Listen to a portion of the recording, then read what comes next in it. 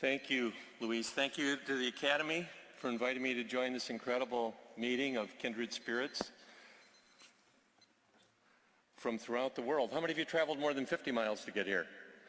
More than 500 miles? More than 5,000 miles? How many of you are still traveling? But thank you, Louise, for your incredible look beneath the surface, for making the invisible visible and encouraging us to tell our stories, which is a theme I'm going to develop and continue with and kind of look beneath the surface. But I want to say in advance, what I'm not going to be doing is trying to bring you all over to the human side of healthcare. You're already profoundly, firmly on the human side of healthcare, on the patient-centered side, on the person-centered side, on the whole person care side, on the biopsychosocial plus spiritual side of healthcare. You almost define it. So that's not my charge. My charge is more to look at how we can survive and thrive on the human side of healthcare. And I think that's a really important question, because doing person-centered medicine requires more of you.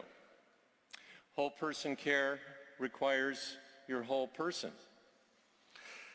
It means being fully present to suffering. It means having those difficult end-of-life conversations, the transitional conversations from curative to palliative goals of care. I always think of Avery Weissman's dictum, candor with hope, as a guiding kind of frame. It means being a team member. Now that's a lot of fun for us independent people who have to work interdependently, isn't it? Belmont wrote once, if you don't have scars, when they don't have scars, they haven't been on a team. So we have to be vulnerable and to be part of an interdisciplinary team. It requires being open, and as Louise is advising us, to share our stories more. And I'm going to talk a little later about helper secrets and some of the things that are very difficult to talk about, that we don't talk about. It means integrating and transforming loss in your everyday work as you help people integrate and transform loss in their lives, our patients and families. There's a survey of end-of-life workers, and number one stressor was workload, which we can all understand. But the number two was we don't have time to grieve our losses. Isn't that interesting? That we just don't have time. I think we need to make that time and find ways to do that. Also interesting, 80% of the respondents said that the real problem is the workload compromises the quality of care, which I think really rings true for everyone in this room. It means maintaining and renewing your commitment to this work. And I think that's just such an important thing. And I want to talk about these challenges. I want to begin by talking actually about our stories. As we think about how we can meet what I call the challenge of caring, which I think is the fundamental challenge in end-of-life work, which is how to take your empathy, how to maintain your empathy and your compassion while you courageously assist people, and I think it is a courageous act, to live with hope in a world in which loss is inescapable. I think that's our charge. We're always moving back. Imagine on the left side of the slide is a burnout, and the burnout's very familiar to all of us. How many of us are members of the formerly burned out club? We've come back, right? Burnout is actually, you can think of it as a badge of honor. You had to be on fire to really burn out, didn't you? But we're always moving back and forth on this continuum of emotional involvement, from being on fire, too close, overly involved, to burnout, which we know has the hallmark characteristics of, as Chris Maslach's research did, demoralization, the sense of I'm not doing well at doing good, so it goes back to our goals. We're not really being successful, and we're not finding the meaning that got us into this work. That's what brought us in. Aahpm, a dear friend of mine who died recently from an aggressive cancer, who was one of the foremost burnout researchers, she said that burnout is fundamentally a failure in the quest for meaning. That's how she defined it. And then we have diminished caring, those days when you wake up and you're not having that special caring feeling. We have the We Care or hospice cares are on your bumper, but when you get to that house, you're feeling like, it's not happening for me. I'm not having that special caring feeling. We've all had those days, haven't we? So we're pulling back a little bit. We're emotionally disengaging. And then finally you have, which is, at the heart of burnout, is the exhaustion, the physical, emotional, psychological exhaustion resulting from long-term involvement with people in stressful situations, which is actually a definition of burnout. To think about this metaphor of the helper's pit. So you're on the top of the pit, and the people we are helping, patients and families, are in distress, are down in the pit. So how do we find a way to reach into the pit without falling into the pit ourselves? People in pits do not need their helpers in the pit with them. And there are different kinds of emotional involvement we can have. We can have sympathy for people who are down in the pit, which is feeling for them. We can have empathy for them, which is feeling with them, which is more what we need to really do if we're going to do person-centered medicine. How do we keep ourselves from falling into the pit? We have to hold on to our communication skills, our support from team members, our exercise. We have to have a balanced kind of stance. We have to practice self-care. Elizabeth Blackburn at UCSF told me recently that they found that doing a mindfulness intervention with folks actually lengthen their telomeres. Those are the nucleoproteins on the tips of your chromosomes that prevent replicative senescence and that are associated with all the diseases of aging and with cancer. You want to have long telomeres. And so just mindfulness intervention also allows you to maybe become more present in the moment as you reach into that pit. But countertransference can put us in the pit. A lot of things can put us into that pit. Compassion is beneficial to human survival. The Dalai Lama visited my campus a few weeks ago, and he said it's essential. When we help someone, we participate in a process finely tuned over millions of years to ensure that when we help others, we also help ourselves. There was a study at Harvard, David McClellan did, where he looked at undergraduates watching films of Mother Teresa caring for the poor. Just watching Mother Teresa caring for the poor enhanced their immune functioning. Just observing her caring for the poor in a film. Gandhi is another person that we often can compare ourselves to, usually unfavorably. How many of you are feeling guilty already? That's the point of this, is they inspire us, but they drive us a little crazy. He said, and this was great stress management advice actually, he said, whatever you do may seem insignificant, but it's very important that you do it. That's really important to remember that. A little bit of help is a lot of help. That one phone call makes a huge difference for people. How many of you have experienced that? You were beating yourself up and you thought, I didn't do enough, and you discovered that one thing you did really, really made a difference. Then we have some other more problematic stories in our culture. The superheroes, Batman, Superman, and the Lone Ranger. And if you think about them, it's very interesting. First of all, they were all wounded healers. Their helping journeys all were launched with a trauma, right? Batman's family was killed in the alleyway. Superman lost his entire planet and family. Did anybody have a planetary loss support group in your program? No. And Lone Ranger, which dates me, I know, but recently there was a film for, contemporary folks. But the Lone Ranger lost his brother in that bushwhack, if you remember in the initial episode. So, they were all wounded healers, not in Henry Nouwen's more positive sense, but they were distress-driven helpers. They were also anonymous, and one thing we know in person-centered medicine, you can't be anonymous. You have to be authentic. It's not about sharing your personal life, that kind of openness. It's more about being there in the moment, authentic, without a mask. People want real people caring for them. They had superpowers. Do you have superpowers? I know some of you are thinking about it. You don't have superpowers. I feel like I have to have superpowers, but I don't. They were invulnerable. Are you invulnerable? Definitely not. Don't go there. You're not invulnerable. You're vulnerable. Human beings working with other human beings in very tough situations. They had miserable personal lives.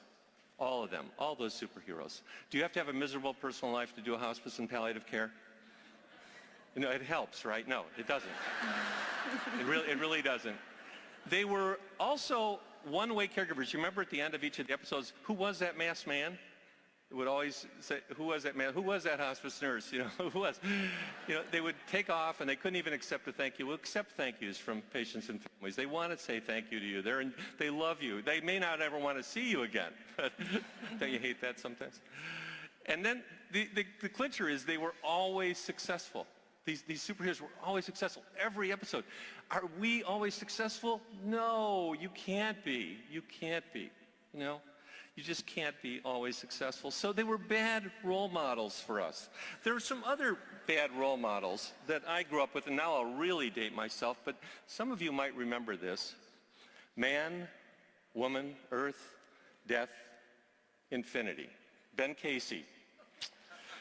So for those of you who weren't around then or never saw Ben Casey, I want to share one excerpt from the Light Up the Dark Corners episode in 1963, which tells us where palliative care was not in 1963. It was a program with a physician, and it was Ben Casey, Vince Edwards with Sam Jaffe, who is this Einstein-like mentor to him. Casey, they're treating a patient who has stage 4 glioblastoma, and they're debating whether to tell him about this. You know, should we tell him? Casey's struggling with this, and he says, how can I tell him, doctor? He's asking his mentor. How can I send him into that kind of hell? Jaffe, you don't. Cassidy, this is the patient who's this wealthy guy with a yacht and everything, breathes life deeply, and it will take the savor out of each breath if he knew he might die with the next. You can give him peace. Casey's struggling with this still. That's not enough. Jaffe, but it's better than nothing. End of conversation.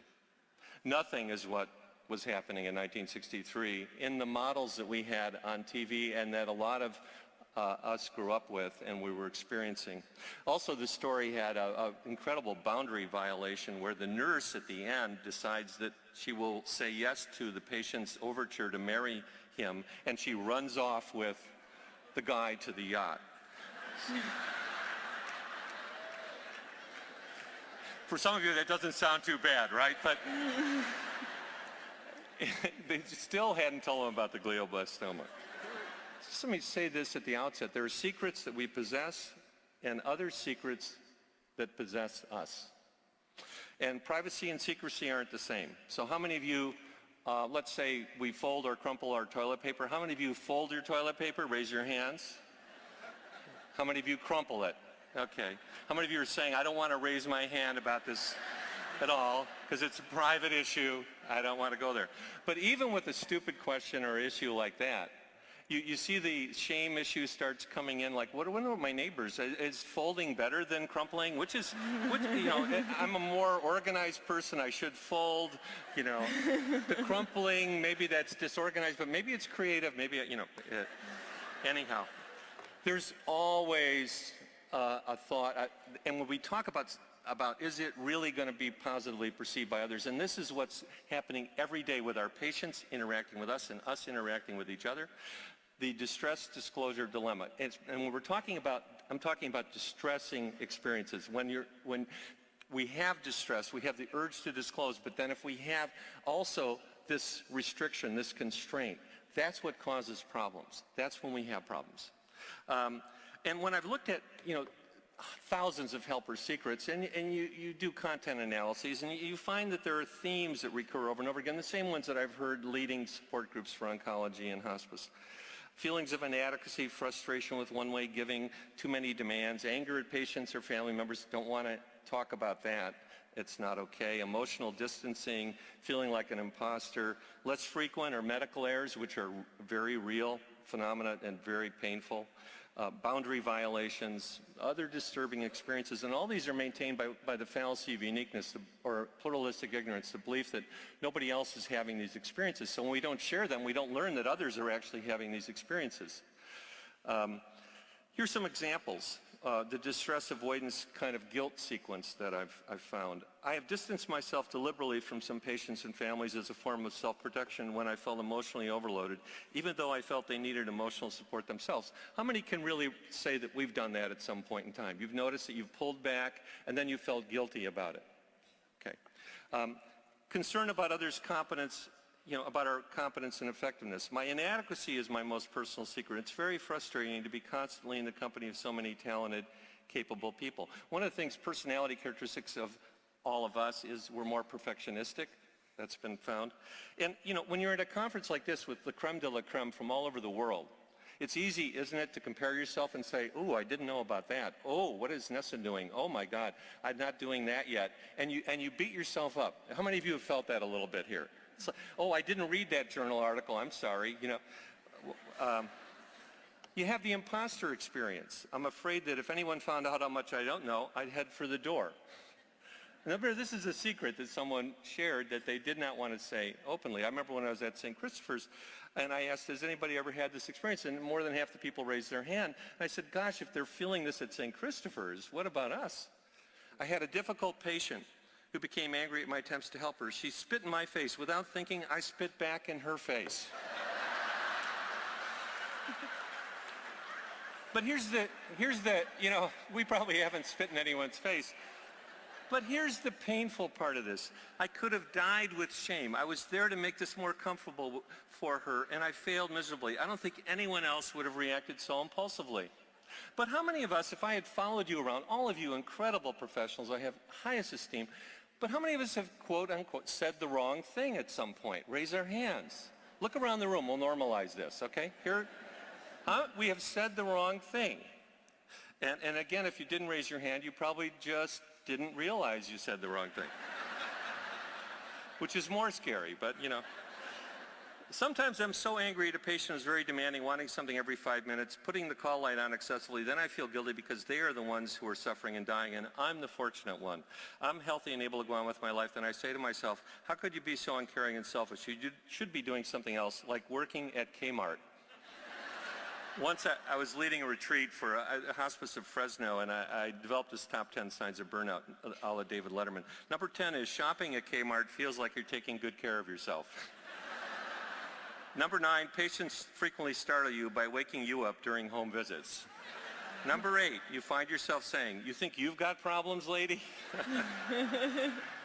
You become aware of a reluctance to go to work and you don't go to work. That's actually a burnout item. Number 6, you accidentally drop your beeper from a high bridge. Number 5, you jump after the beeper. Number 4, giggling anxiously during team meetings. Number 3, not giggling during team meetings. Number 2, eating an entire bag of Dorito chips while returning patients' phone calls. I've done that. And number 1, who cares about this list anyway? I think he throws it away like that. Yeah. I remember once at St. Christopher's, Dame Cicely learned that a new hospice program had begun. I'm sure some of the others in the room have had this experience there.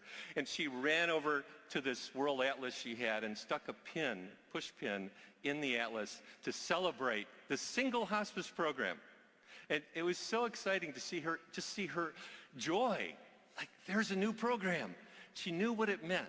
And I think we've got to feel that same way and to appreciate, you know, the significance. You're all pioneers in palliative care. You might not think of yourself that way, but I'm telling you, 100 years from now, those who follow you will. It takes courage to do this work with your heart and soul, and to know that your heart is your real credential.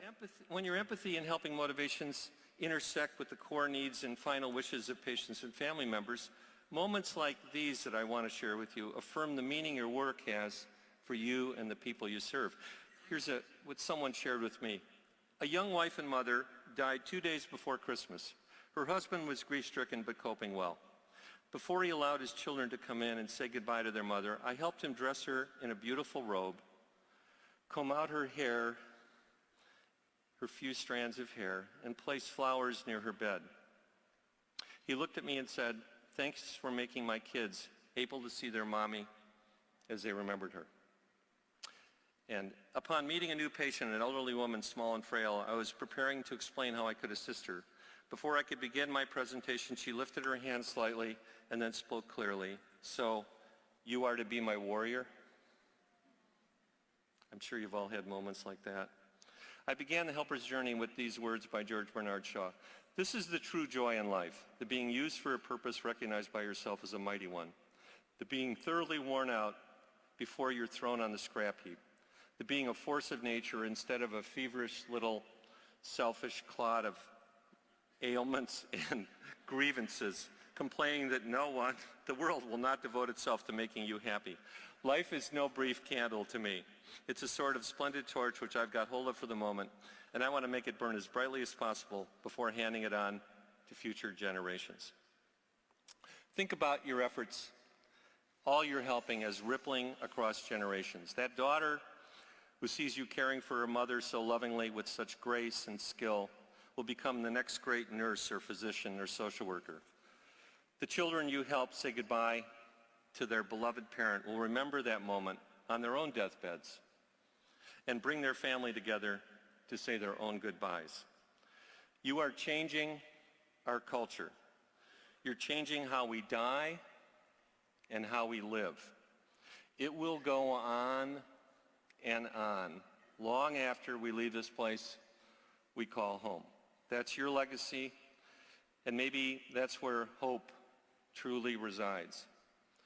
Compassion and caring are at the core of being human.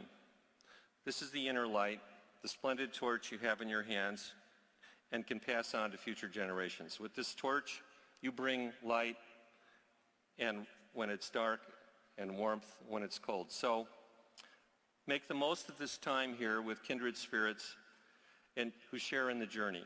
And as I like to say, sally forth, which the dictionary reminds me means to leave a safe place in a brave or confident way in order to do something difficult. Thank you for our time together in this safe place, and thank you for all that you do. Thank you. Thank you. Thank you, guys. Thank you. Thank you. Thank you so much.